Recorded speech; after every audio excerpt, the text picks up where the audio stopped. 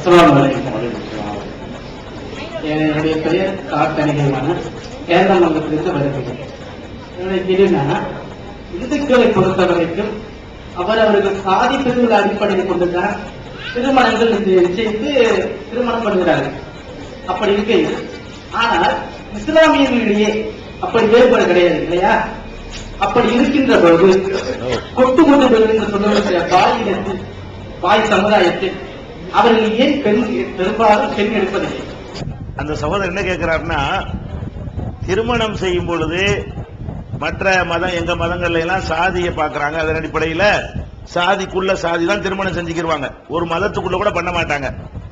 ஆனா உங்க மார்க்கத்துல சாதி இல்லைன்னு சொல்றீங்க, சரிதான். ஆனா இந்த கொட்டுறவங்க பக்கீர்சா அப்படி ஒரு கூட்டம் இருக்கிறாங்க உங்க சமுதாயத்துல.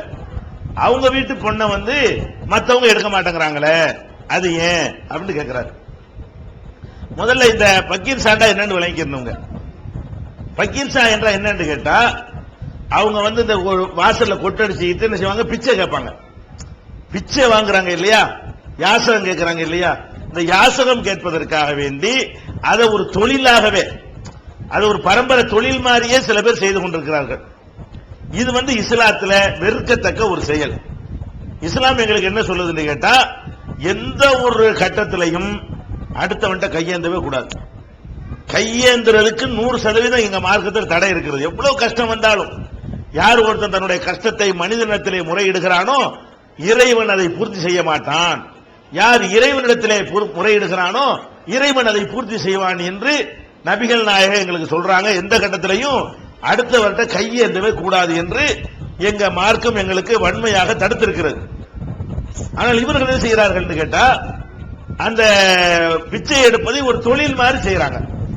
இப்ப நம்ம ஒரு கல்யாணத்துக்கு பொண்ணை கொடுக்கிறவன் சாதியை பார்த்தவன் மறுக்கல, இவர் செய்யற அந்த வேலையை பார்க்கணும். நீ யாசகம் கேட்கிற உழைக்கலாம்ல, பிச்சை எடுத்து நீ வாழ்ந்தாயானால் ஏன் நான் கொடுக்கிற பொண்ணு ஒன்றவன் பிச்சை தானே எடுக்குங்க, உனக்கு பிறகுற பிள்ளை பிச்சை தான் எடுக்கும். பிச்சை எடுக்கிறதுங்கிற ஒரு தொழிலா? இது ஒரு தொழிலாவா செய்வது? எவனுக்காவது வாழ முடியாத கஷ்டம் அவன் போய் எடுக்கலாம். அப்ப பிச்சை எடுத்தாங்க, நீ ஏன் பிச்சை எடுக்கிற, நீ போய் உழைக்கலாம்ல அப்படின்றதுக்காக என்ன செய்வாங்கன்னா, ஒரு சுயமரியாதை அடிப்படையில் இது ஒரு கெட்ட செயல். வேலை எதுவும் இழிவானது கிடையாது, ஆனா பிச்சை இழிவானது. வேலை இழிவு கிடையாது, பாத்ரூம் சுத்தப்படுத்துறது கூட இழிவான வேலை கிடையாது, அது ஒரு தொழில். இன்னைக்கு நாகரிக உலகத்துல பார்பர் ஷாப் வச்சு பயங்கரமா சம்பாதிக்கிறாங்க. அந்த காலத்துல கேவலமா நினைச்சோம். சென்னையில பாத்தீங்கன்னா எனக்கு 4 பார்பர் ஷாப் இருக்கு, 5 பார்பர் ஷாப், சலூன் வச்சு சம்பாதிக்கிறான். இன்னைக்கு அது கேவலம் கிடையாது, எல்லா தொழிலும் தொழில் தான். முடிய வெட்டுறது பெரிய விஷயம். நம்ம முடிய வெட்டிக்கிற மாட்டோமா? நம்ம முடி நம்ம வெட்டுறது இன்னொருத்த வெட்டிட்டு போறான். இதுல என்ன கேவலம் வருது? இதெல்லாம் கேவலம் ஒண்ணும் கிடையாது. ஆனா எது கேவலம்? அடுத்தவன்ட்ட உழைக்காம சும்மா போய் கையேந்துறது கேவலம். இந்த மாதிரி கையேந்திரதா இருக்கனால என்ன செய்யறாங்க, சுயமரியாதை உள்ளவங்க, இது என்னப்பா இந்த மாதிரி வேலை செய்யற, உனக்கு பொண்ணு எப்படிப்பா தர்றது, ஏன் பிள்ளைய அப்புறம் பிச்சை தானே எடுக்கு, அது பிறகு அதுக்கு பிறக்கக்கூடிய பிள்ளை பிச்சை தானே எடுக்கும்னு சொல்லி அவர் செய்யற வேலைக்காக வேண்டி கொடுக்க மாட்டேங்கிறாங்க. ஒரு குடிகாரர் இருக்காருன்னு வைங்களேன், அவருக்கு நான் பொண்ணு கொடுப்பேனா? கொடுக்க மாட்டேன். ஏன்? அவருடைய சாதிக்காக நான் மறுக்கல, அதை கேரக்டருக்காக மறுக்கிறேன். கேரக்டர் சரியில்லை. குடிகாரனுக்கு நான் எப்படி பொண்ணு கொடுப்பேன்? ஒரு பிக் பாக்கெட் பேர் வழி இருக்கிறான், அவன் முஸ்லீமாவே இருக்கிறான், பொண்ணு கொடுப்பாங்களா? கொடுக்க மாட்டாங்க. ஏன் கொடுக்க மாட்டேங்கிறாங்க? அவனை சாதி பார்த்தா, செயலை பார்த்து. செயலை பார்த்து சில விஷயங்களை தவிர்த்தால் அதை சாதின்னு சொல்லக்கூடாது.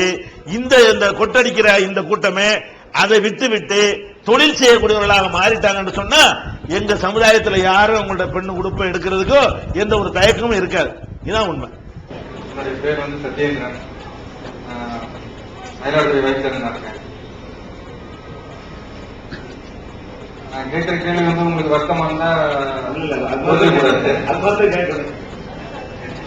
இந்துக்களுக்கு கோயில் இருக்கு, முஸ்லீம்களுக்கு கோயில் இருக்கு, கிறிஸ்டியனுக்கும் கோயில் இருக்கு. எல்லாத்துக்கும் முஸ்லீம் வராங்க. இந்த மெக்கா மதினாக்கு மட்டும் எங்களை வரக்கூடாதுன்னு இல்லையா? அப்படி வரலான்னு ஆசைப்பட்டா அழைத்து போனீங்கன்னா நான் வரேன் கண்டிப்பா. அதாவது இஸ்லாத்தை பற்றி அதில் உள்ள ஒரு நுணுக்கமான ஒரு விஷயத்தை அறிந்து கொண்டு சகோதரர் இந்த கேள்வியை கேட்டிருக்கிறாங்க. அது இஸ்லாம் மார்க்கத்தை பொறுத்த வரைக்கும் பள்ளி வாசல்கள் இருக்கு இல்லையா, அந்த பள்ளி வாசல்ல எந்த பள்ளி வாசலுக்கும் யாரும் வரலாம், நாங்க தடுக்கவே கூடாது. எந்த அளவுக்கு வரலாம் என்றால், நபிகள் நாயகம் அவர்கள் தங்களுடைய திருக்கரத்தால் கட்டிய மதீனாவில் இருக்கிற அந்த பள்ளிவாசல்ல முஸ்லிம் அல்லாத பலரும் வந்து நபிகள் நாயகத்தை சந்திப்பார்கள். அதுதான் அவர்களுடைய தலைமை செயலகமாக கூட இருந்தது. அதற்கெல்லாம் எந்த ஒரு தடை எங்க மார்க்கத்தில் கிடையாதுங்க. மதீனாவுக்கெல்லாம் வரலாம், உலகத்தில் உள்ள எல்லா பள்ளிவாசல்களுக்கும் வரலாம், அதுக்கு எங்களுக்கு தடை இல்லை. ஒன்னே ஒண்ணு மட்டும்தான், மக்காவில் இருக்கிற அந்த புனித தலத்திற்கு மட்டும்தான் என்ன இல்லைன்னு கேட்டா, இந்த ஓர் இறையை ஏற்றுக்கொள்ளாதவர்கள் வரக்கூடாது. முஸ்லிம்னா சாதி பிறப்படிப்பட கிடையாது, ஒரே ஒரு இறைவன் தான் இருக்கிறான், அவனை தவிர யாரும் இல்லை என்பதற்காக உலகத்தில் முதலில் எழுப்பப்பட்ட ஆலயம் அந்த காபாங்கிற ஆலயம். எங்க நம்பிக்கைப்படி, முஸ்லிம்களுடைய நம்பிக்கை பிரகாரம் உலகத்திலேயே கடவுளை வணங்குவதற்காக, ஒரே கடவுளை வணங்குவதற்காக கட்டப்பட்ட ஃபர்ஸ்ட் ஆலயம். அந்த இடத்துல, அந்த இடத்திற்கு என்று நிறைய விதிமுறைகள்லாம் இருக்கிறது, மற்ற இடத்தில் இல்லாத விதிமுறை. என்ன விதிமுறை? அங்க ஒரு புல் பூண்டுகளை கூட நாங்க கிள்ளக்கூடாது. இந்த மக்காவுக்குள்ள போயிட்டோம்னா, மக்கா ஊர் புறம் கிடையாது, அந்த மக்காவுல இந்த புனித பள்ளின்னு ஒரு ரவுண்ட் இருக்கும், அந்த புனித தளம்னு சொல்லி அந்த ஏரியாவுக்கு உள்ள போயிட்டால் ஒரு புல் பூண்டுகளை கிள்ளக்கூடாது, ஒரு பறவையை கூட கல்லால் அடிக்கக்கூடாது, ஒருத்தரை பேசிடக்கூடாது, திட்டிடக்கூடாது, ஆபாசமான வார்த்தைகளால் பண்ணிடக்கூடாது என்று நிறைய அந்த இடத்திற்கு கூடுதலான ஒரு கண்டிஷன் இருக்கிறது. இதை யார் பேணுவாங்க? புனிதமான ஒரு இடம் அறிவிக்கப்பட்டதுனால அதை யார் பேணுவார்கள் என்றால், யார் அதை புனிதம் என்று நம்புகிறார்களோ, இது ஒரே இறைவனை வணங்குவதற்கு எழுப்பப்பட்ட முதலாளை நம்புகிறார்களோ, அப்படிப்பட்டவர்கள் தான் இதையெல்லாம் பேணுவாங்க. இவங்க போய் விளங்காம சாதாரண புல்லு தானே அப்படின்னு சொல்லி அதை கிள்ளிட்டாங்கன்னு சொன்னா, அவனுக்குள்ள ஒரு தேவையற்ற டேய் அப்படின்வாங்க, ஒரு விதமான ஒரு மோதல் ஏற்பட்டு போயிடும். நல்லிணக்கத்துக்கு பதிலா அங்க சில சண்டை சச்சரவுகள் ஏற்பட்டு போயிடும். அப்ப இஸ்லாம் என்ன பண்ணுதுன்னா, அதுக்கு கூடுதல் கட்டுப்பாடு, நிறைய விதிமுறைகள் தனியா இருக்கிறது. அதுக்கு ட்ரெஸ் எல்லா ட்ரெஸ் போட முடியாது, அதுக்கு எல்லா முறையில் நகம் வெட்டக்கூடாது, இந்த மாதிரி எல்லாம் நிறைய ஒழுங்குகள்லாம் இருக்கிறது. இது அவ்வளவையும் யார் பேணுவார்கள் என்றால், யார் அதை புனிதமானது என்று நம்புகிறாங்களோ அவங்க தான் பேணுவாங்க. ஒரு தூசி துரும்பு கூட நீங்க அங்க பார்க்க இயலாது. அந்த இடத்துல பார்த்துட்டீங்கன்னா ஒரு தூசி துரும்பு, ஒரு நகம், ஒரு முடி ஒண்ணு கூட பார்க்க இயலாது. அந்த மாதிரி அவ்வளவு சுத்தமா, அவ்வளவு பர்ஃபெக்டா இருக்க வேண்டும் என்று சொன்ன ஒரு இடமா இருக்கிறதுனால, அந்த ஒரு இடத்துல மட்டும்தான் அந்த முஸ்லிம் அல்லாதவங்க யாரும் வரக்கூடாது. சின்ன ஒரு ஏரியா, அது ஊர் புறம் கிடையாது, மக்காங்கிற ஊர் முழுசும் கிடையாது, அந்த ஊர்ல உள்ள அந்த பள்ளிவாசல் மட்டும் அப்படி சொல்லப்பட்டிருக்கு. இந்த ஒரு கண்டிஷன் தான். இப்ப ஐயா சகோதரர் அவர்களே என்ன செய்யறாங்க, நாங்க ஒரு கடவுளை தவிர யாரும் இல்லை என்று அந்த ஒரு கடவுளுக்குள்ள ஆலயத்துக்கு நாங்க வர்றோம், அவரை தவிர வேறு கடவுள் இல்லைன்னு நம்பி இந்த மாதிரி விதிமுறைகளை அறிந்து வந்தார்களே, ஆனால் அவங்க முஸ்லிமா தான் ஆயிடுறாங்க உடனே. அதுல இஸ்லாத்துக்கு எந்த விதமான அப்ஜெக்ஷன் கிடையாது, இஸ்லாத்துக்கு எந்த மறுப்பும் கிடையாது. அதை நம்பாம ஏற்றுக்கொள்ளாம வந்தால், இல்ல ஒரு கடவுள்லாம் கிடையாது, நிறைய கடவுள் இருக்கிறாங்க, அதுல ஒன்னாக நான் நினைச்சு இதுக்கு வர்றேன்னா அது ஒரு போலித்தனம் ஆகிறதுனால இஸ்லாம் என்னது வேணாம், ஒரு இறைவன் தான் நம்பினால் அந்த ஒரு இறைவனை வணங்குறது கட்டப்பட்ட ஆலயத்துக்கு வாங்கன்னு சொல்லுது. அது இன அடிப்படையில், ஒரு மத அடிப்படையில் அது ஒதுக்கப்படவில்லை, கொள்கை அடிப்படையில் எடுக்கப்பட்ட ஒரு முடிவு. இந்த கொள்கையை ஏற்றுக்கொண்டால் யார் வேணாலும் வரலாம். இஸ்லாத்துல 5 வேளை தொழுகிறாங்க, ஆனா செய்யறது எல்லாமே பாவம், அந்த கொள்கை ஏற்றுக்கொள்ளப்படுமா? இது இதை கேள்வியா எடுத்துக்கொள்ளக்கூடாது. முஸ்லிம்கள் ரொம்ப நீங்க வெக்கப்படணும். இது கேள்வி கிடையாது. என்னது, நமக்கு ஒரு சாட்டை அடி மாதிரி. 5 வேளை தொழுகை என்பது நம்ம எதுக்காக தொழுகிறோம்? சடங்கா? இல்ல. தொழுகையை பற்றி இறைவன் குர்ஆன்ல சொல்லும் பொழுது, இன்ன ஸலாத்த தன்ஹா அனில் ஃபஹ்ஷாய் வல் முன்கர், தீமையான காரியங்களிலிருந்து தொழுகை மனிதனை தடுக்கும். தொழுகைங்கிறது ஒரு மனுஷன் தொழுவதற்கு முன்னாடி எப்படி இருந்தானோ அந்த தீமைகள்லாம் கொஞ்சம் கொஞ்சமா எடுபட்டு வரணும், அதுக்கு பேர் தான் தொழுகை. இவங்க தொழுகை என்ன செய்யறாங்கன்னா ஒரு சடங்கு மாதிரி செய்யறாங்க. தொழுவுறாங்க, வரதட்சணை வாங்குறாங்க, தொழுவுறாங்க, வட்டி வாங்குறாங்க, தொழுவுறாங்க, அவங்களுடைய திருமணங்களை ஆடம்பரமாக லட்சக்கணக்கான ரூபாய்களை வீண் விரயம் செய்கிறார்கள், தொழுவுறாங்க, மோசடி செய்கிறாங்க, தொழுவுறாங்க, வாங்கின கடனை கொடுக்க மாட்டேங்கிறாங்க. அப்ப இந்த மாதிரியான காரியங்கள்லாம் செய்தார்களே, ஆனால் இந்த தொழுகை இறைவனுக்கு தேவையா? இறைவனுக்கு இது தேவையே கிடையாது. உங்க தொழுகை அர்த்தம் அவங்களுக்கு விளங்குது பாருங்க, வெளியில இருந்து பார்க்கக்கூடிய அந்த சகோதரிக்கு விளங்குது. தொழுகைன்னா என்னத்துக்கு? சடங்கா? உங்ககிட்ட ஒரு மாற்றத்தை ஏற்படுத்தணுமா இல்லையா? உன்னுடைய நிலைமை வந்து கொஞ்சம் கொஞ்சமா டெவலப் ஆகணுமா இல்லையா? ஒரு மாசம் தொழுதவன ஒரு 2 மாசம் தொழுதவனுக்கு மத்தியில வித்தியாசம் இருக்கணும். எப்படி இருக்கணும்? இவன்ட கூடுதலான ஒரு பக்தி வந்திருக்கணும், கூடுதலான நல்ல செயல்கள் வந்திருக்கணும், நிறைய தீமைகள் அவன்கிட்ட கொஞ்சம் கொஞ்சமா எடுபட்டு போயிருக்கணும். அதுக்கு தான் இந்த மார்க்கத்தில் தொழுகையை கூட கடமையாக்கப்பட்டுச்சே தவிர நம்ம போய் குனிகிறதுனால கடவுளுக்கு அந்தஸ்து கூடி போயிருமா? தொழுகைன்னு சொல்லி நெத்தியை கொண்டை நிலத்துல வச்சவனே கடவுளுக்கு அந்தஸ்து அதிகமாயிருமான்னா ஒண்ணும் கிடையாது. உலகமெல்லாம் சேர்ந்து தொழுவ மாட்டோம்னு முடிவு செஞ்சாலும் சரி அவனுடைய அந்தஸ்து குறைய போறது இல்ல. நீங்க எல்லாரும் சேர்ந்து நெத்தியை நிலத்துல வச்சு கடந்தாலும் சரி அவனுடைய அந்தஸ்து கூட போறது இல்லை. அது நம்மால் ஆகாது. அப்ப நாம எதுக்கு தொழுகிறோம்? நம்மளை பண்படுத்திக் கொள்வதற்கு, நம்மளை பக்குவப்படுத்திக் கொள்வதற்கு. அப்ப இந்த கேள்விக்கு விடை வந்து வாயினால் நாங்கள் சொல்வது சரியா இருக்காது. அடுத்த முறை இந்த மாதிரி நிகழ்ச்சி நடக்கும் போது அவங்க கேள்வி வேற மாதிரி மாத்தி கேட்கணும். அது மாதிரி நீங்க நடக்கணும். ஆண்கள் பெண்கள் என்ன செய்யணும்? நம்மள உலகமெல்லாம் கவனிக்குது, நம்மளை பார்த்து தான் இஸ்லாத்தை அறிந்து கொள்ற நிலையில் இருக்கிறாங்க.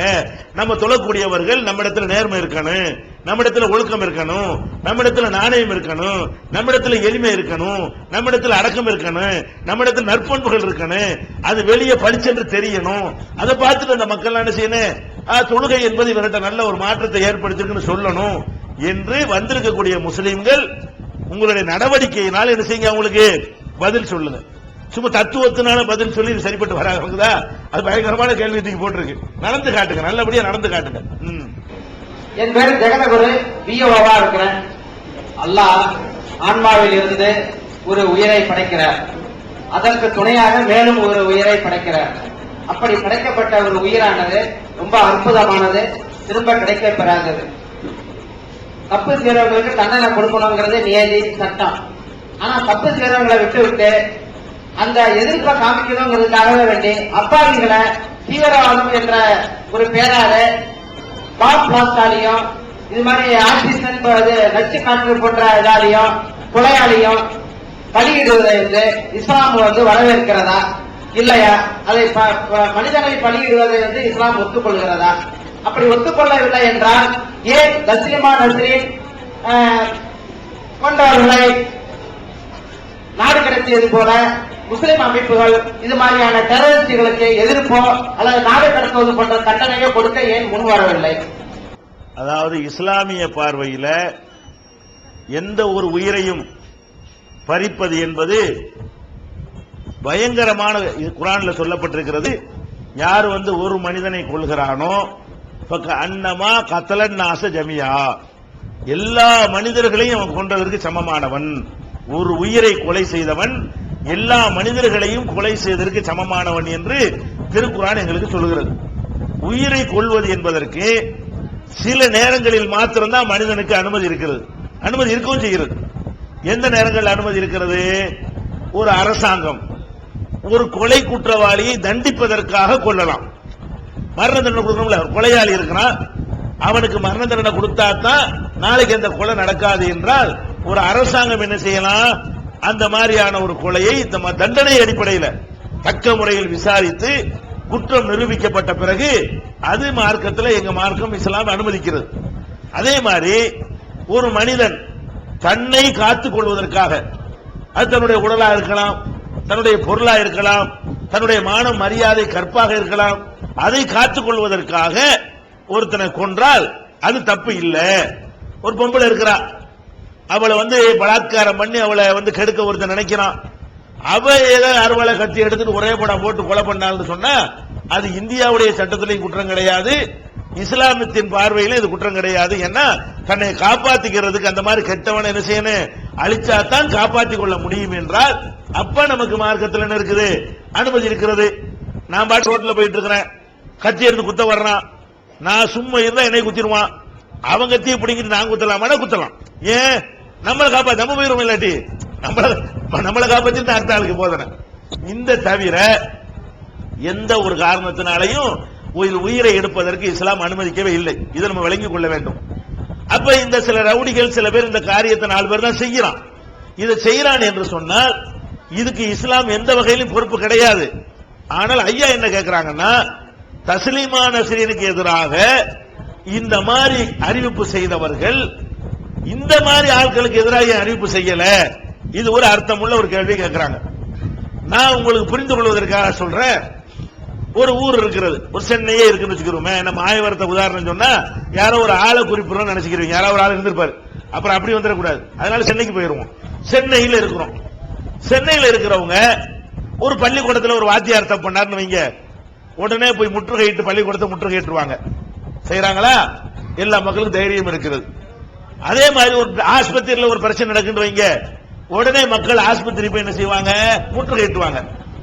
அதே சென்னையில ஒரு 10 அடியாளை வச்சுக்கிட்டு ஊரையே மிரட்டிக்கிட்டு ஒரு ரவுடி ஒருத்தர் காண்டு வைங்க, அவன் தப்பு பண்றான்னு வைங்க, மக்கள் எல்லாம் போய் திரண்டவனை முற்றுகையிடுவாங்க? முற்றுகையிட மாட்டாங்க.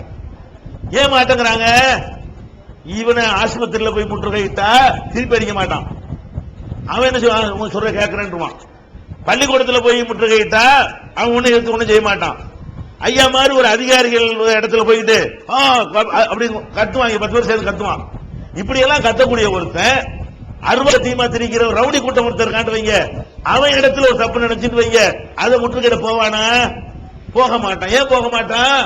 அவனுக்கு உயிர் பயம், உயிர் பயம் இருக்கிறது. அப்ப இந்த தீவிரவாதிகளை பொறுத்த வரைக்கும் ரவுடி கும்பலா இருக்கும் பொழுது தஸ்லிமா நஸ்ரீனை எதிர்த்தால் அந்த பொம்பளை திருப்பிக்கிட்ட அறுவாள் எடுத்து விட்டாரு. அதனால என்ன செய்ய தைரியமா எதிர்த்துறான். சல்மான் ருஷ்டி எதிர்த்தா அவர் துப்பாக்கி தூக்கி சுட மாட்டாரு, அதனால பண்ணி போடுறான். இந்த ரவுடி கும்பலை எதிர்த்தாண்டு வைங்களேன், அதுக்கு ரொம்ப தைரியம் கூட வேணும். யாருக்கு முடியும்? அவன் எல்லாத்தையும் போட்டு தள்ளிக்கிட்டு இருக்கான். அவனை போய் நம்ம எதிர்த்தோன்னு வைங்க, நாளைக்கு நம்ம வீட்டுக்கு போயலான்னு பயப்படுறான் எல்லாரும். மேட்லதான் எப்படி ஒரு ரவுடிகளை காணும் போது நம்மளே என்ன செய்யறோம்? யாரை எதிர்க்கிறோம் என்றால், யாரை எதிர்த்தால் நமக்கு பிரச்சனை வராதோ, யாரை எதிர்த்தால் நம்மகை ஓங்குமோ அதை எதிர்க்கிறோம். யாரை எதிர்த்தால் பிரச்சனை வருமோ அவங்கள்ட்ட சைலண்ட் ஆயிக்கிறோம். ஆனா நம்ம மனசாட்சிக்கு தெரியும் இவன் தான் 1ஆம் நம்பர் அயோக்கியன், இவன் தான் ஒழிக்கப்பட வேண்டியவன். உள்ளுக்குள்ள வெறுக்கிறோம். யாரை வெறுக்கிறோம்? இந்த மாதிரி நம்ம யாரை எதிர்த்து நம்ம ஆர்ப்பாட்டம் பண்ணமோ அவங்கள விட யாரை எதிர்க்காம இருக்கிறோமோ அவங்கள தான் நஞ்சி மாதிரி வெறுக்கிறோம். ஆனாலும் மனிதன் என்ற முறையில் நம்முடைய பலவீனம் என்ன சொல்லுதுன்னு கேட்டா, இவங்களை போய் எதிர்த்தா நம்மளை காலி பண்ணிடுவான், அந்த குண்டு நம்ம வீட்டுல வச்சு போயிருவான், நம்ம கொண்டாடி எல்லாருக்கும் ஒரு சுயநலம் ஒண்ணு இருக்கா இல்லையா? அப்ப பயங்கரவாதிகள் தீவிரவாதிகளை யாரு எதிர்க்கவும் மாட்டான், போலீஸ்ல காட்டி கொடுக்கவும் மாட்டான், போலீஸே போக மாட்டாருங்க. நீங்க மக்களை கேட்கறீங்க, போலீஸ் என்ன செய்வான்? 50 ரூபாய் பிக் பாக்கெட் பிடிக்கிறவனை பிடிச்சு விரட்டி பிடிக்கிற கூடியவன் இப்படி ஒருத்தன் வெடிகுண்டோட உட்கார்ந்துட்டு இருக்கான்னு சொன்னா பேசாம போயிருவான். ஏன்? நம்ம பிடிக்க போய் நம்ம மேல ஒண்ணு வீசி நம்ம காரியம் என்ன பண்றது? மேல இருந்து கடுமையான பிரஷர் வந்தா தான் நுழைவாங்களே தவிர எல்லா மனுஷன் தான் எல்லா நேரத்திலும் விளைக்கணும். அது முஸ்லீமா இருக்கட்டும் முஸ்லீம் அல்லாதவனா இருக்கட்டும், ஃபர்ஸ்ட் தன்னை தற்காப்பு, அப்புறம் தான் மற்ற விஷயங்கள்லாம். அப்ப தற்காப்புங்கிற அந்த உணர்வு தான் அவர்களை என்ன தடுக்குதுன்னு கேட்டா, இவ்வளவு அநியாயம் பண்றாங்க, அவங்கள எதிர்ப்பதற்கு பயப்படுறது காரணம் என்னன்னு கேட்டா, எதிர்த்தா நம்ம கதை முடிஞ்சு போயிரும் இந்த பயம். அதுக்காண்டி விரும்புறான் என்று அர்த்தம் கிடையாது, அதுக்கு ஆதரிக்கிறான் அர்த்தம் கிடையாது.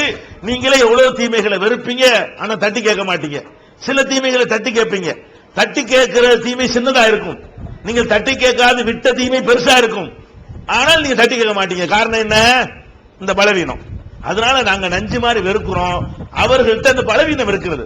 பங்களாதேஷில் உள்ளவனுக்கு இப்படி சில பேர் இருக்கான்னு தெரிகிறது, அவனை எதிர்க்கலாம். எதிர்க்க வெறுங்கையில போயிட்டு குண்டு வச்சுக்கிறவன் எப்படி எதிர்க்கிறது? வெறுங்கையில போய்கிட்டு 47 வச்சுக்கிறவனை எப்படி எதிர்க்க முடியும்? அப்படிங்கிற ஒரு அச்ச உணர்வு அவனுக்கு தடையா நிக்கிறது. இது ஒரு அரசாங்கம் தான் செய்ய முடியும். இந்த மாதிரியான தீய சக்திகளை எதிர்த்து ஒரு கவர்மெண்ட்டுக்கு பண்ண முடியுமே தவிர தனித்தனி குழுக்களுக்கு ஒண்ணுமே பண்ண முடியாது. இஸ்லாம் மாற்றம் சொல்லியிருக்கு. அதனாலதான் இந்த தீவிரவாதிகள் அந்த பேரை சுற்றி அந்த போஸ்ட் பண்றாங்க, அந்த புனித போரை ரசூலுல்லாஹி சொல்லியிருக்கிறாங்க அப்படின்னு சொல்றாங்க. ஜிஹாத்னா அந்த புனித போர், அதை பற்றி சொல்லப்பட்டிருக்கிறது. நபிகள் நாயகமே அந்த மாதிரி புனித போர் செஞ்சிருக்கிறாரு. அதை வைத்துக் கொண்டுதான் சில பேர் இந்த ஜிஹாதுங்கிற பேர்ல இந்த மாதிரி வன்முறையில் ஈடுபடுறாங்க. அது சரியான்னு கேட்கிறாங்க. ஜிஹாத் என்று இஸ்லாத்தில் சொல்லப்பட்டிருக்கிறது உண்மை, அதுல எந்த மாற்று கருத்தும் கிடையாது. புனித போர் என்று சொல்லப்பட்டிருக்கிறது உண்மை, அதிலே மாற்று கருத்து கிடையாது. நபிகள் நாயகம் அவர்கள் வெறும் ஆன்மீக தலைவரா மட்டும் இல்லாம போர்ல கலந்து கொண்ட தளபதியாகவும் இருந்தார்கள். அவர்கள் நிறைய போர்க்களங்களை யுத்த களங்களை சந்தித்திருக்கிறார்கள், அதுவும் உண்மை. ஆனால் அதை புரிந்து கொள்ளுகிற விதத்தில் புரியாத காரணத்தினால இந்த மாதிரியான விபரீதங்கள்லாம் உலகத்தில் ஏற்படுகிறது. இதை இஸ்லாத்தை தனியா வச்சிருவோம். உலகத்தில் உள்ள எந்த மதத்தினுடைய வரலாறுகளை நீங்கள் எடுத்து பார்த்தாலும் அந்த மதத்தின் நாயகர்களாக போற்றப்படுபவர்கள் யுத்தம் செய்திருக்கிறார்கள். கிருஷ்ண பரமாத்மா யுத்தம் செஞ்சாரா இல்லையா? செஞ்சார். ராமர் யுத்தம் செஞ்சாரா இல்லையா? ராமர் செஞ்சார். ராவணனை எதிர்த்து யுத்தம் செஞ்சாரா இல்லையா? அதே மாதிரி பைபிள் எடுத்து பார்த்தீர்களே ஆனால் தாவீது ராஜா யுத்தம் பண்ணாரா இல்லையா? யுத்தம் பண்ணினார். சாலமோன் வந்து யுத்தம் பண்ணாரா இல்லையா? பைபிள் எடுத்து பார்த்தாலும் அவங்க எல்லாம் யுத்தம் பண்ணி தான் இருக்கிறாங்க, படையெடுத்து சென்றிருக்கிறார்கள். அப்ப யுத்தம் என்பதுல ரெண்டு வகையாக உலகத்தில் பிரிச்சிருக்கிறோம். ஒன்னு தர்ம யுத்தம், இன்னொன்னு வந்து அநியாயத்துக்கு நடக்கிற யுத்தம். அப்ப யுத்தத்தை வந்து எல்லா மதத்திலையுமே ஒரு புண்ணியவான்களாக கருதப்படக்கூடியவர்கள் செய்துதான் வந்திருக்கிறார்கள். எதற்கு செய்தார்கள் அப்படின்னு கேட்டா, அவங்க ஒரு நாட்டை வைத்திருப்பார்கள். அந்த நாட்டில் உள்ள மக்களையும் பெண்களையும் சொத்துக்களையும் எல்லையையும் பாதுகாக்கிற கடமை அவங்களுக்கு இருக்கிறது. இப்ப நான் தான் இந்த இந்தியாவுக்கு பிரதமர் என்று சொன்னால் இந்தியாவுடைய ஒவ்வொன்றையும் நான் தானே பாதுகாக்கணும். நான் பிரதமர்னா நான் தான் பாதுகாக்கணும். அப்ப அந்த அடிப்படையில் தங்களுக்கு ஒரு நாட்டை வைத்திருக்கும் பொழுது அதை இன்னொருத்தன் வந்து அத்துமீறி அதை எடுக்க வந்தால் நம்ம எல்லையை நம்ம காப்பாற்றி தான் ஆகணும், நம்ம மக்களை நம்ம காப்பாற்றி தான் ஆகணும். நம்ம யுத்தத்தை பதிலடி கொடுக்காம இருந்தால் நம்ம நாடு போயிடும். அந்த அடிப்படையில் ஒரு நாட்டின் தலைவர்களுக்கு ஜனாதிபதிகளுக்கு போர் செய்கிற அதிகாரத்தை இஸ்லாம் தனி நபருக்கு கொடுக்கவில்லை, தனித்தனி குழுக்களுக்கு கொடுக்கவில்லை. பிரச்சனை எங்க வருதுன்னு கேட்டா, ஒரு கவர்மெண்ட் கொடுத்த ஒரு அதிகாரத்தை தனித்தனி நபர்கள் தப்பா புரிந்து கொண்டு எடுத்துக்கொண்டார்கள். ராமர் செஞ்சாருக்காக வேண்டி இந்துக்கள் யாரும் போய் யாரையும் கொள்ள முடியுமா? ராமர் செஞ்சார்னா அவர் ஜனாதிபதி, அந்த காலத்தில் ஒரு சக்கரவர்த்தி. தசரத மகாராஜாக்கு அப்புறம் அவர் அந்த பகுதிக்கு மன்னரா வர்றாரு. அவரோட ஒரு நியாயத்துக்கு அந்த வரலாறு உண்மை நீங்க நினைச்சாலும் தவறு நினைச்சாலும் சரி, எழுதி வச்சிருக்கிற பிரகாரம் அவர் கொண்டாடி தூக்கிட்டு போயிட்டான் ஒருத்தன். யாரு? ராவணன். அதுக்கு தான் சண்டை போனார். அவருடைய மனைவியை வந்து இன்னொரு நாட்டுக்காரன் நுழைஞ்சு தூக்கிட்டு போனா, அப்ப இந்த அத்துமீறி இருக்கான்ல, நம்ம எல்லையில் அத்துமீறி இருக்கான் என்று சொல்லும் பொழுது ராமர் யுத்தம் செய்தால் கூட அவர் வந்து பயங்கரவாதி நம்ம யாரும் சொல்ல மாட்டோம். ஏன் சொல்ல மாட்டோங்கிறோம்? இந்த மாதிரி நம்ம நாட்டு எல்லையில் நுழைஞ்சு போனா அப்படிதான் பண்ணணும், எப்படி விடுறது அப்படின்ட்டு அதை நியாயப்படுத்துறோமா இல்லையா? அந்த மாதிரியான அடிப்படையில் நபிகள் நாயகத்தை நீங்கள் பார்க்கணும். எப்படி பார்க்கணும்? நபிகள் நாயகத்தை எல்லாருமே ஒரு விதமா மட்டும்தான் தெரிஞ்சு வச்சிருக்கிறீங்க. எப்படி? அவர் ஒரு மத குரு, அவ்வளவுதான் எல்லாருக்கும் தெரிகிறது. அவர் ஒரு மத குரு மட்டும் கிடையாது, ஜனாதிபதி அவர் தான். இந்த உண்மை நிறைய பேருக்கு தெரியறது இல்ல. நபிகள் நாயகம் வாழ்ந்த பகுதியில் மத தலைவர் அவங்க தான், கவர்மெண்ட் அவங்க தான், அரசாங்கம் அவங்க கையில் இருந்தது. எவ்வளவு பெரிய அரசாங்கம்! அவர்கள் மரணிக்கக்கூடிய நேரத்தில் இந்தியாவுடைய நிலப்பரப்புக்கு சமமான அளவு ஒரு நிலத்துக்கு அதிபதியா இருந்தார்கள். மக்கள் தொகைக்கு இல்ல, நிலப்பரப்பு இந்தியாவுடைய நிலப்பரப்புக்கு நிகரான ஒரு பெரிய பரந்த வெளியை அவர்கள் தங்களுடைய ஆளுகையில வைத்துவிட்டு தான் அவர்கள் மரணித்தார்கள். அவ்வளவு பெரிய சக்கரவர்த்தியா இருந்தார்கள். அன்றைக்கு ரோமாபுரி பாரசீக நாடுகள்லாம் வல்லரசா இருந்துச்சு. இவர்கள் தடையெடுத்த பிறகுதான் வல்லரசுங்கிற ரெண்டை வீழ்த்தி ஒரே வல்லரசுங்கிற அளவுக்கு ஒரு பெரிய நாட்டுக்கு அதிபராக அவர்கள் ஆனார்கள். இப்ப நபிகள் நாயகம் ஒரு ஜனாதிபதி என்ற முறையில் அவங்களை எதிர்த்து பல நாட்டுக்காரங்க சண்டைக்கு வருவாங்க. ஏன்? நேத்து முளைச்ச இவர் மக்களை எல்லாம் வென்றெடுத்து பெரிய பெரிய இடத்தெல்லாம் கைப்பற்றிக்கிட்டாரு. மக்கள் வந்துட்டு அந்த ஊரை வந்துருமா இல்லையா? நபிகள் நாயகத்தின் கொள்கையை ஊர் ஊரா ஏத்துக்கிட்டு வந்த உடனே அவங்க ஆட்சியில சேர்ந்துருது எல்லாமே. அப்ப தங்களுடைய பகுதிகள் கொஞ்சம் கொஞ்சமா விடுபட்டு போகுது என்று கோவப்பட்ட ஆட்சியாளர்கள் எல்லாம் நபிகள் நாயகத்துக்கு எதிராக படகு நட்டிக்கிட்டு வர்றாங்க. அப்பதான் நபிகள் நாயகம் யுத்தம் செஞ்சாங்க. நாட்டை காப்பாற்றுறதுக்காக, பிள்ளைகளை காப்பாற்றுறதுக்காக, பெண்களை காப்பாற்றுறதுக்காக, நாட்டினுடைய சொத்தையும் எல்லையையும் பாதுகாப்பதற்காக. அப்ப நபிகள் நாயகம் யுத்தம் செய்தது மத குரு என்ற அடிப்படையில் அல்ல. புரிந்து கொள்ள வேண்டிய மேட்ரு என்ன? அவர் மத குருவாக மக்காவில் 13 வருஷம் இருந்தார். அப்ப ஆட்சி இல்ல, அவர்கிட்ட யாரையும் எடுத்து அடிக்கவே இல்லை. மக்காவுல 13 வருஷம் இருக்கும் பொழுது அடி வாங்கி கொண்டிருந்தார், நிறைய கொடுமைக்கு உள்ளாக்கப்பட்டார். திருப்பி அடிக்கவே இல்லை அவர். ஏன்? யார் திருப்பி அடிக்கணும் அவருக்கு தெளிவா தெரியும், யார் தண்டிக்கணும் என்று அவர் தெளிவாக தெரிந்திருந்தது. மதீனாவுக்கு போன பிறகு, அந்த ஊரே அவரை தலைவராக ஏற்றுக்கொண்ட பிறகு, அவங்களுடைய சாம்ராஜ்யம் விரிந்த பிறகு, இப்ப கவர்மெண்டுடைய ஒரு தலைவர்ங்கிற முறையில தான் அவர்கள் யுத்தம் செய்தார்கள். அப்ப நபிகள் நாயகம் மத குரு என்ற அடிப்படையில் யுத்தம் செய்திருந்தால் ஆளுக்கு ஆள் போய் யுத்தம் செய்யலாம். அவர் ஜனாதிபதி என்ற முறையில் யுத்தம் செய்திருந்தால் நீ ஜனாதிபதியா இருந்தா யுத்தம் செஞ்சுதான் ஆகணும். இப்ப இந்தியா இப்ப பிரதமர் மன்மோகன் சிங் இருக்கிறாரு, பாகிஸ்தான்ல இருந்து படையெடுத்து வர்றான். இவர் காந்தி பேசின அகிம்சையை பேச இயலுமா அந்த நேரத்தில்? நாங்கள் ஆயுதம் எடுக்க மாட்டோம், நீ என்ன வேண்டாலும் பண்ணிட்டு போ அப்படின்னு வெள்ளக்காரன் அடி வாங்கணுமே. அப்படி மன்மோகன் சிங் இருந்தாருன்னா நாடு இருக்குமா? மன்மோகன் சிங்குடைய கடமை என்ன? திருப்பி அடிக்கணும். பாகிஸ்தான்காரன் வந்தான்னா ஒரு ஜான் கூட உள்ள விட மாட்டோம் அப்படின்னு சொல்லி எதிர்த்து அடிக்கிறது மன்மோகன் சிங்குடைய கடமையா இல்லையா? அவர் செஞ்சா அவர் தீவிரவாதி சொல்லுவோமா? அவர் என்ன செய்யறாரு? வெட்டு இலகு தூள் கலப்பு அப்படிங்கிறாரு. இது வன்முறையை தூண்டுறான்னு சொல்ல முடியுமா? அது காப்பாற்றுறதுக்கு செய்யக்கூடிய நடவடிக்கை.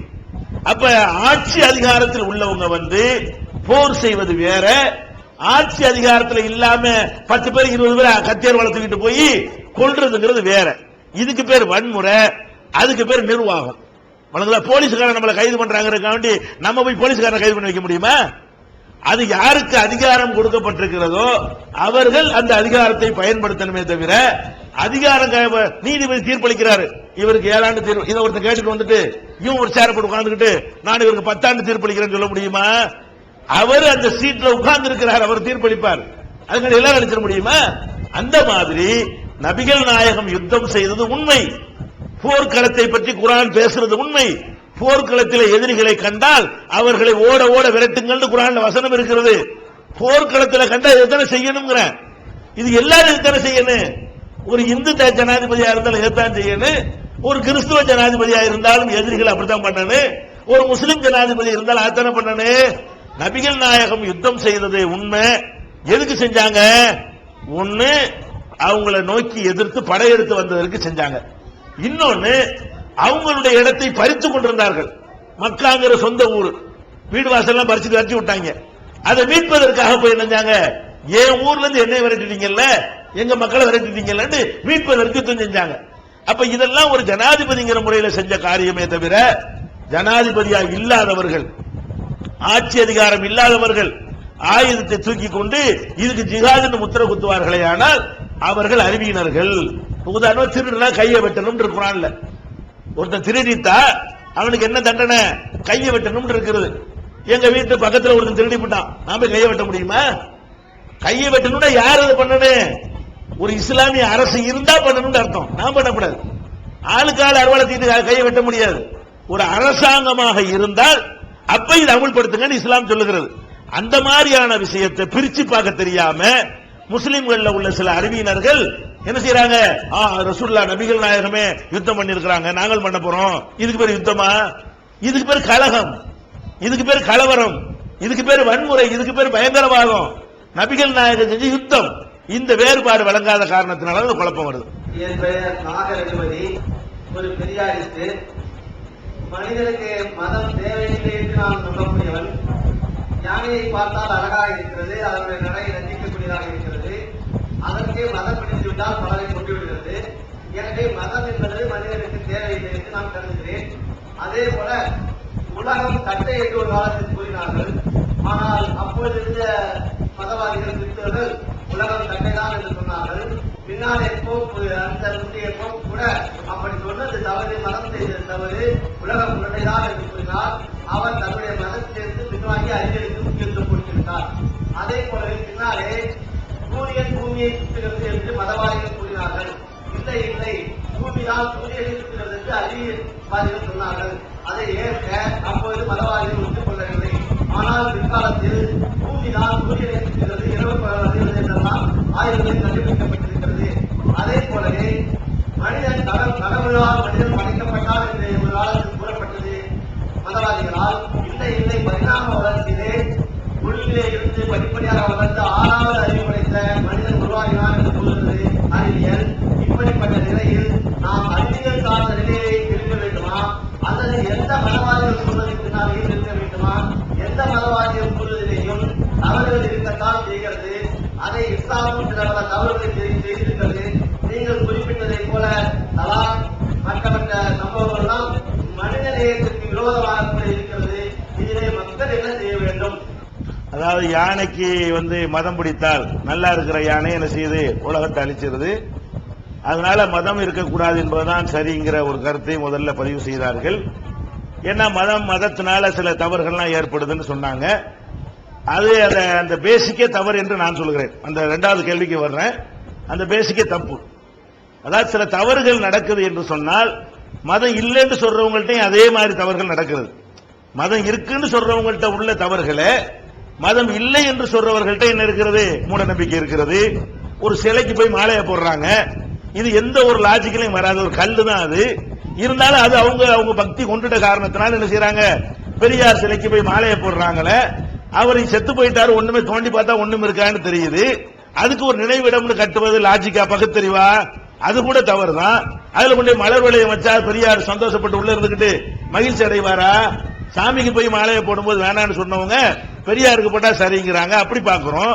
அதே மாதிரி காசு பணத்தை பிரிச்சுக்கிற விஷயத்துல அவங்களுக்குள்ள பெரிய சண்டையெல்லாம் மதவாதிகளுக்கு சண்டை வருதுன்னு காரணம் காட்டுறமே, மதம் இல்லைன்னு சொல்றவங்களும் என்ன போட்டுக்கிட்டாங்க, அது தங்கராசு ஒரு பக்கமாகவும், ராமகிருஷ்ணன் ஒரு பக்கமாகவும், வீரமணி ஒரு பக்கமாகவும், அப்படிலாம் அந்த பகுத்தறிவுன்னு சொல்லிக்கொண்டு இங்க நடக்கிற முட்டல் மோதல்கள் எங்க நடக்கிறது, அங்கேயும் நடக்குதுன்னு பார்த்தோம்.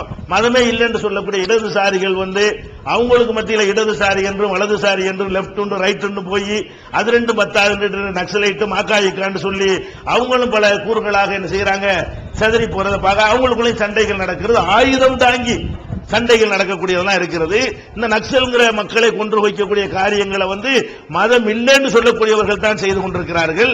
வன்முறையாக அந்த காரியங்கள் செய்வதெல்லாம் அவங்களும் மத நம்பிக்கை இல்லைன்னு சொல்லிக் கொண்டுதான் செய்கிறார்கள்.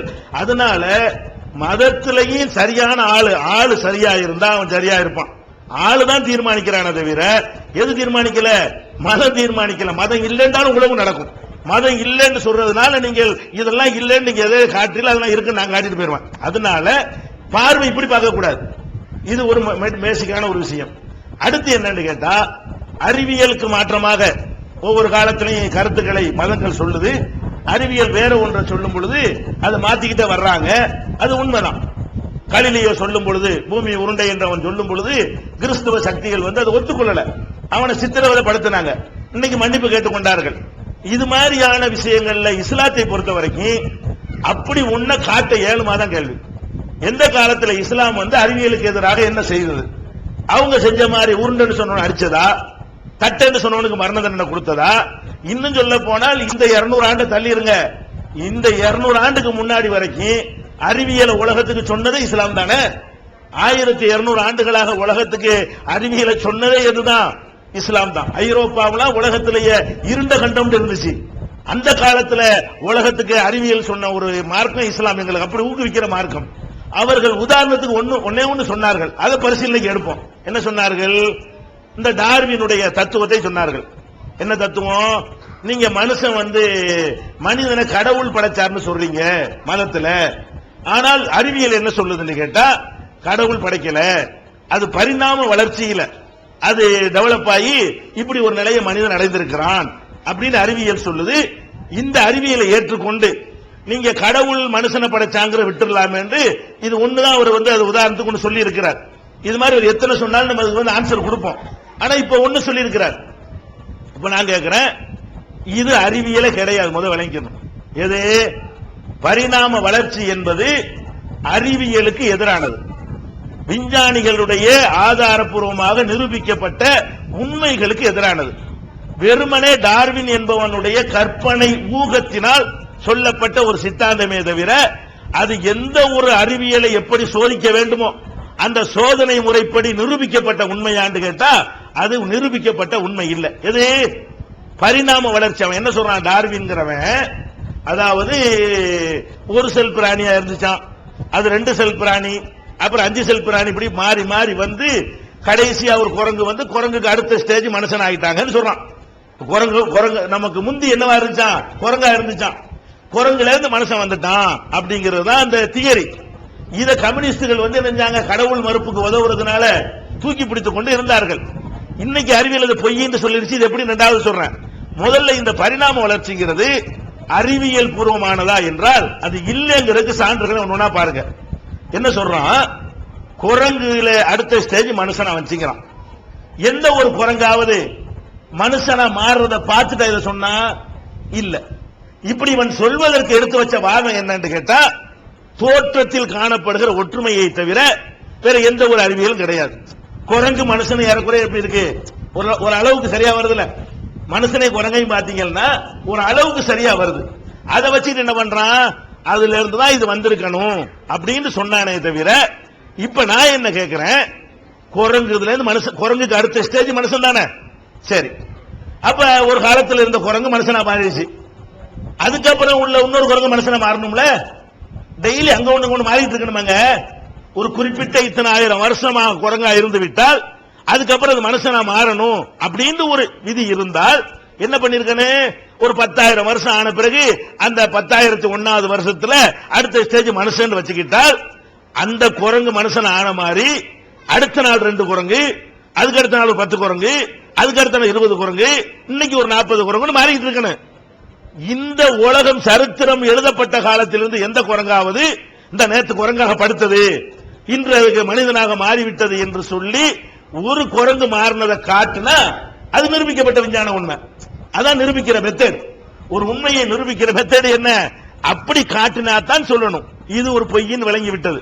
அதே மாதிரி என்ன, இது ஒரு நிரூபிக்கப்பட்ட உண்மை இல்ல. இன்னும் சொல்ல போனால் ஒருத்தன் எதுல இருந்து மாறினான் என்பதை தோற்றத்தை வச்சு கண்டுபிடிப்பதை விட உள் அமைப்புகளை வச்சு கண்டுபிடிப்பது அறிவுபூர்வமானது. என்ன உள்ளமைப்பு, மனிதனுக்கு ரத்தம் இருக்கிறது. எல்லா பன்னி, நாய், கழுத, குதிரை, குரங்கு வரைக்கும் ரத்தம் இருக்கிறது.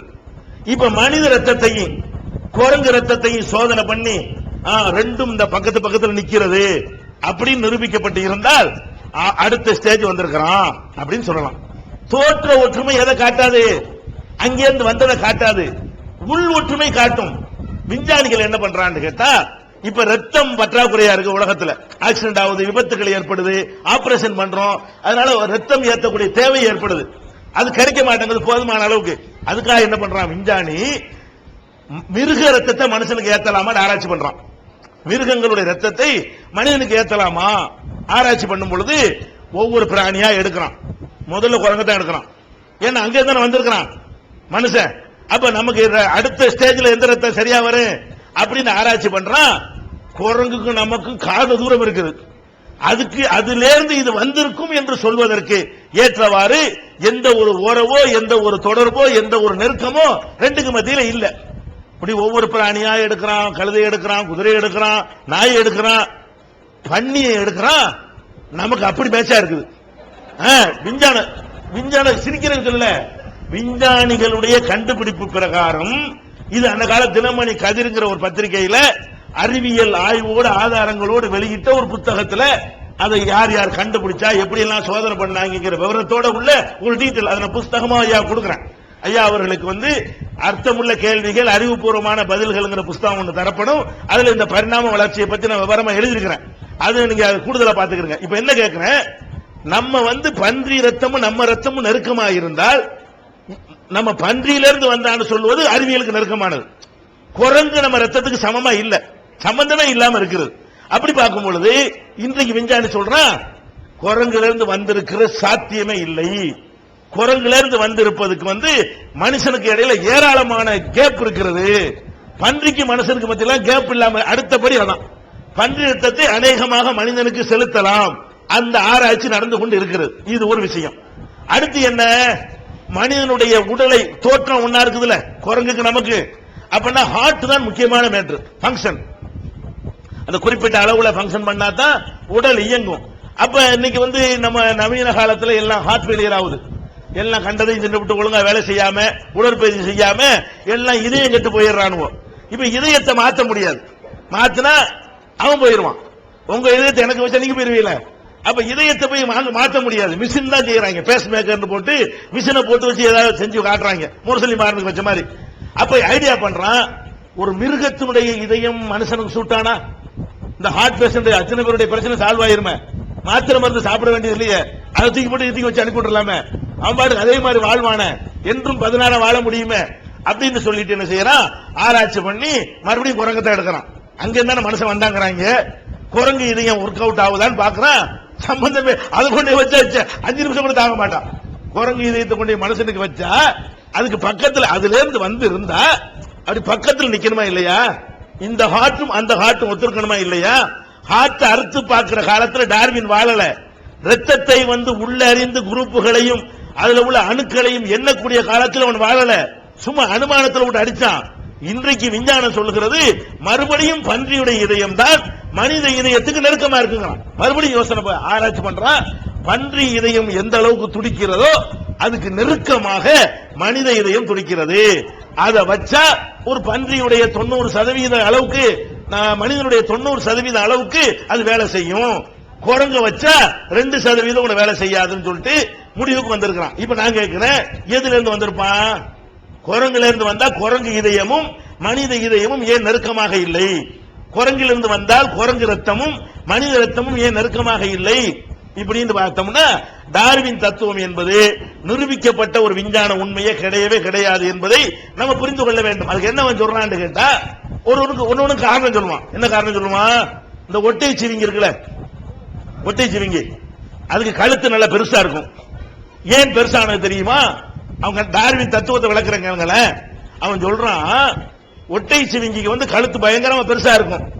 அதுக்கு அவன் சொல்றான், என்ன சொல்றான்னு கேட்டா, அந்த ஒட்டை சிவிங்கி வாழ்ந்த பகுதியில உயரமான மரங்கள்ல தான் அதுக்கு தேவையான உணவு இருந்தது. அதுக்கு எட்டாம இருந்தது. அதனால ஒட்டை சிவிங்கி ஆடு மாதிரி தான் இருந்துச்சு ஆரம்பத்துல. பார்த்து வந்த மாதிரி சொல்றாரு, ஆடு மாதிரி தான் இருந்துச்சு. அதுக்கு எட்டலன்னு வச்சு கழுத்தை நீட்டி நீட்டி முயற்சி பண்ணிச்சான். அப்படி முயற்சி பண்ணதுனால ஒரு மயிர் அளவுக்கு அதனுடைய குட்டிக்கு கழுத்து பெருசா போச்சான். அந்த குட்டி மரம் முயற்சி பண்ணதுனால அதனுடைய குட்டிக்கு ஒரு மயிர் கழகத்துக்கு பெருசா போச்சான். இப்படியே லட்சம் வருஷம் வந்த கூட இவ்வளவு பெருசா வந்துருச்சு. அப்படி முயற்சி பண்ணலாம், நீட்டி நீட்டி முயற்சி பண்ணது. இப்படி நல்லா இருக்கு அப்படின்னா இதுக்கு எல்லாத்துக்கும் இப்படி சொல்ல இயலுமா? கழுத்து நீட்டுறதுக்கு சொல்லிட்டு போயிருவேன். கங்காருவுக்கு வயிற்றுல என் பை வச்சு முக்கி முக்கி பார்த்து வந்துச்சா? கங்காருவுக்கு பிள்ளையத்துக்கு போடுறதுக்கு பை எதுக்கு வந்துச்சு?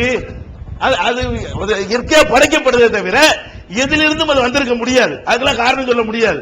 அதனால இப்படியான ஒரு தத்துவத்தை தான் சொல்றாரு அவர் டார்வின்கிறவர். அதை விட இப்போ லேட்டஸ்ட் விஞ்ஞானம் என்ன? மரபணுவை மனுஷன் கண்டுபிடிச்சிட்டான். முந்தி மரபணு தெரியாம இருந்துச்சு. இப்ப ஜீனோம்ங்கிற மரபணுவை கண்டுபிடித்த யுகத்தில் இப்ப சொல்லுகிறான், மனிதன், உலகத்தில் உள்ள எல்லா மனிதனும் ஒரு ஆப்பிரிக்க தாயிலிருந்து தோன்றியவர்கள். அவன் சொல்றான், உலகத்தில் உள்ள எல்லா மதத்தை சேர்ந்த அம்புட்டு பேருமே நம்ம எங்க இருந்து பிறந்தோம் என்றால் ஒரே ஒரு ஆப்பிரிக்க தாயிலிருந்து தோன்றியவர்கள். டார்வின் தத்துவம் ஒரு குரங்கிலிருந்து தோன்றியவர்கள் அல்ல. டார்வின் என்ன சொல்றான்? ஒரு குறிப்பிட்ட ஜெனரேஷன்ல லட்சக்கணக்கான ஆயிரக்கணக்கான குரங்கு மனுஷனா மாறுது. ஒவ்வொருத்தருக்கும் ஒவ்வொரு மூதாதையர். டார்வின் தத்துவ பிரகாரம் என் குரங்கு வேற, உங்க குரங்கு வேற, எங்க அப்பன் குரங்கு வேற, உங்க அப்பன் குரங்கு வேறங்கிற டார்வின் தத்துவம். ஏன்னு கேட்டா ஒரே ஒரு குரங்கு மட்டும் மாறல. டார்வின் தத்துவ பிரகாரம் ஒரு பிராணி மாறுவதற்கு பேர் பரிணாமம் இல்ல. ஒட்டை சிவிங்கன்னா லட்சக்கணக்கான ஒட்டை சிவிங்கி மாறுது இல்லையா? அந்த மாதிரி இந்த டார்வின் தத்துவ பிரகாரம் ஒரு லட்சக்கணக்கான ஆண்டுகளை கடந்த பல குரங்குகள் மனிதனா மாறுது. அந்த மனிதன்ல இருந்து பிறந்தால் எங்க அப்ப வேற உங்க அப்ப வேற வந்துருமா இல்லையா? அப்ப அப்படி சொல்றான் டார்வின். இப்ப என்ன பண்றாங்கன்னா மதுரை வரைக்கும் ஜீனோம் எடுத்துட்டு போயிருக்கான். என்ன ஊரது? பிரான்மலை கள்ளர்கள் சமுதாயத்தில் வரைக்கும் இந்த மரபணு சோதனைக்காக வேண்டி எல்லாத்தினுடைய மரபணுவை எடுத்து சோதிச்சு பார்த்து எல்லா மனுஷனுமே ஒரு அம்மாவில் இருந்துதான் வந்திருக்கிறான். இஸ்லாம் சொல்றது அப்படி சொல்றான். இஸ்லாம் என்ன சொல்லுது? ஒரு ஆண் ஒரு பெண்ணில் இருந்துதான் உங்கள் அத்தனை பேரையும் படைத்தோம் அப்படின்னு இஸ்லாம் சொல்லுகிறது. கடவுள் ஒரு ஜோடியை தான் படைச்சாரு. இதை இன்றைய விஞ்ஞானம் சொல்லுகிறது, ஆமா ஒரே ஒரு பொம்பளையில் இருந்துதான் அவ்வளவு பேர் வந்தோமே தவிர ஆளாளுக்கு கிடையாதுன்னு சொல்லி இதை இந்தியா டுடே பத்திரிகையில, தமிழ் இந்தியா டுடே பத்திரிகையில ஒரு 1996 என்று நினைக்கிறேன், 95 அல்ல 96, அதுல தனி இதழ் சிறப்பு இதழாக போட்டு இந்த மரபணு எப்படி எல்லாம் கண்டுபிடிச்சான், எப்படி எல்லாம் சோதனை பண்றான், எப்படி ஆப்பிரிக்க தாய் நிரூபிச்சாங்கிற விஷயத்தை எல்லாம் விளக்குறான். அந்த காப்பி எங்க இடத்துல இன்றைக்கும் பத்திரப்படுத்தி வைத்திருக்கிறேன். அடிக்கடி எடுத்ததை நான் படித்துக் கொண்டிருக்கிறேன். எதுக்கு சொல்ல வர்றேன்? இந்த பரிணாம வளர்ச்சி என்பது கண்டிப்பாக அது ஃபெயிலியர், விஞ்ஞானம் கிடையாது. அது வெறும் ஊகம். எந்த ஒரு அறிவியல் பூர்வமாக எப்படி நிரூபிக்கணுமோ அப்படி நிரூபிக்கப்படாத விஷயம். மேற்கொண்ட கூடுதல் விஷயங்கள் அந்த புஸ்தகம் கொடுத்தாச்சா, அதுல இருக்கு, பார்த்துக்கோ.